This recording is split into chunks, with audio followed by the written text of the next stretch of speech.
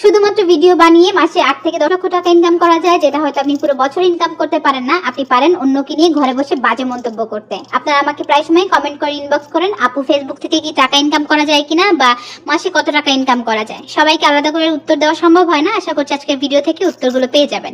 প্রথমত, ফেসবুক থেকে আপনাকে এমনিতে টাকা দিবে না, তার জন্য কিছু ক্রাইটেরিয়া আছে। যেমন 2 মাসের মধ্যে 60,000 মিনিট ওয়াচ টাইম, 5,000 ফলোয়ার এবং 5টা অ্যাক্টিভ ভিডিও থাকতে হবে। এরপর যদি আপনার পেজে পলিসি ইস্যু না থাকে, আপনি মনিটাইজেশনের জন্য অ্যাপ্লাই করতে পারেন। একসেপ্ট হয়ে গেলে আপনি পেজ থেকে টাকা ইনকাম করতে পারবেন। শুরুতে যে আপনি লক্ষ লক্ষ টাকা ইনকাম করতে পারবেন এমনটা নয়, তবে ধৈর্য ধরে অপেক্ষা করলে একটা সময় আপনি ভালো একটা অ্যামাউন্টের টাকা ইনকাম করতে পারবেন। শুধু যে মনিটাইজেশন থেকে ইনকাম করা যায় এমনটা কিন্তু নয়। আপনি ব্র্যান্ড প্রমোশন করে টাকা ইনকাম করতে পারেন, বিজ্ঞাপন করতে পারেন, লাইভ করতে পারেন, ছবি পোস্ট করে ইনকাম করতে পারেন। অনেকেই দেখি কমেন্ট করেন যে যখন মনিটাইজেশন বন্ধ হয়ে যাবে তখন আপনারা কি করবেন, আর এইসব কমেন্ট বেশিরভাগ সময় মহিলারা মহিলাদেরকে করে। এইসব মহিলারাই হচ্ছে তারা যারা বয়স হলে ছেলের বউয়ের পিছনে লাগে, সেই কুচুটে শাশুড়িগুলো। মাথায় বুদ্ধি থাকলে আপা টাকা এবং কাজের দুটোর কোনোটারই অভাব হয় না।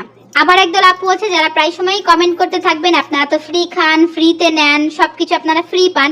10 টাকা ডিসকাউন্ট পেলে যখন সেই দোকানের সামনে গিয়ে হুমড়ি খেয়ে পড়ে থাকেন, বাই ওয়ান গেট ওয়ান অফারে যখন লম্বা লাইনে দাঁড়ায় থাকেন, তখন আপনার লজ্জা লাগে না? ফ্রি পাইলে কে না নেয় বলেন তো আপা? আর এমন অনেক আপু আছে যারা আপনার মতো আকাজের ঢেকি না, ঘরে বসে কিছু করতে চায়, ইনবক্স করে আপু আমার ছোট একটা প্রোডাক্ট প্রমোশন করে দেন, আমার কাছে অনেক টাকা নাই।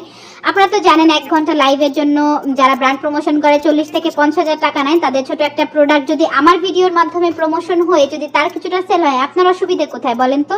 সে যদি কিছুটা সচল হয় তাতে আপনার অসুবিধা কোথায়? আমি এমন অনেক পরিবার দেখেছি যারা অনেক কষ্টে দিন যাপন করতো, কিন্তু ভিডিও বানিয়ে এখন আলহামদুলিল্লাহ সচল হয়ে খেয়ে পড়ে ভালো আছে।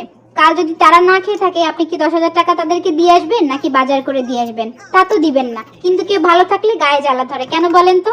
আপনি জামাইয়ের পকেট থেকে টাকা চুরি করে নেন, নিজে ইনকাম করতে পারেন না সেজন্য? সবার পক্ষে কিন্তু বাইরে গিয়ে কাজ করা সম্ভব হয় না। অনেক লেখাপড়া জানা মানুষ আছে যারা কিন্তু বাইরে গিয়ে কাজ করতে পারে না, সংসারের চাপে, হয়তো ছোট বাচ্চা আছে। কোনো ভালো পরিবারের শিক্ষিত মানুষ কখনো আরেকটা মানুষকে নিয়ে বাজে মন্তব্য করে না। কিছু মানুষ চিন্তা করে যাদের কোনো কাজ নেই তারা ভিডিও বানায়। আমি একটা বিজনেস করতে পারি, আমার একটা চাকরি থাকতে পারে, পাশাপাশি আমি ভিডিও বানাতে পারি।